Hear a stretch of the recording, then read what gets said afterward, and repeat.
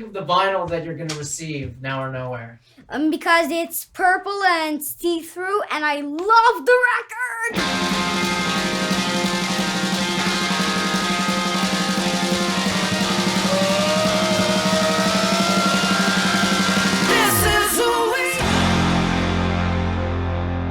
You know, once the music was out of the way and we started to think about presenting Now or Nowhere visually to people, our attention sort of switched over to the artwork.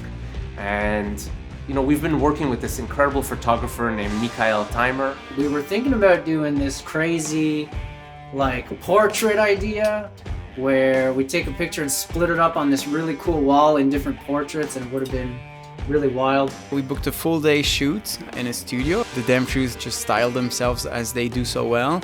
I knew it was going to be I knew I wanted to do something with a black background. Most likely we were going to go with the black and white shots, and that's it. I guess it was a fairly simple shoot because the idea was to split the image. So we wanted a simple yet powerful image of the band that we would easily be able to split into tiny frames afterwards. Shooting some new stuff for new music. Just the boys.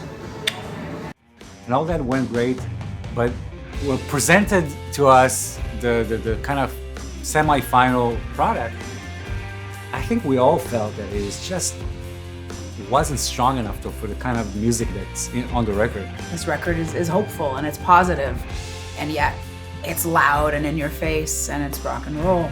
So, you know, when Mikhail took some shots, we had one idea of what the record was going to be, and then when we saw the pictures, and then we were like, okay, this is super cool, but PY says, well, now we should burn it because then it's going to be really cool. So let's burn the picture that was already taken. We had this idea of printing the photo and covering it in gasoline and lighting it on fire. How would that not work? So I called up Mika and I told him about the idea, and I was like, what do you think about that? And he's like, I like it. The fact that we're arguing while everything is on fire is amazing. When I got to the printing place, to my complete shock, I discovered that printing one photo the size that we needed was so expensive that I could only really afford to print 3 photos, where I was supposed to print like 25. I didn't tell anybody in the band or anything, but I printed those 3 photos and I showed up to shoot day, you know? Surprisingly, nobody ever asked me what happened to the rest of the photos I was supposed to bring. Everybody ready? Dave showed up with some lighter fluid. Mikhail was standing on a ladder or on some stairs or whatever, and we just set those bitches on fire. And as soon as we were done with the first picture, I looked at my screen. I was like, okay, yeah, we got it, man. That works. That's it. And that became our album cover.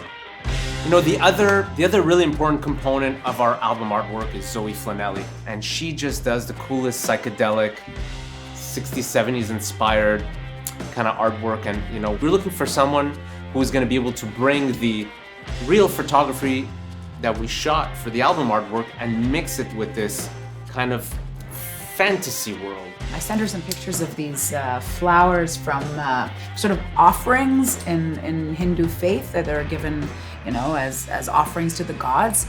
And I just love that visual whenever I was traveling. When I was in India, I loved seeing those flowers everywhere, and they're very colorful and they're uplifting and they seem holy in their own right.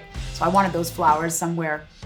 Really love the artwork we have coming with this vinyl package. When we went to Vancouver, we had our friends in I.O. He managed to take a lot of really cool photos along the way that are going to be inside the record, which is my favorite part, the collage of our photos from the sessions. And of course, the front is literally a photo on fire. Pretty cool.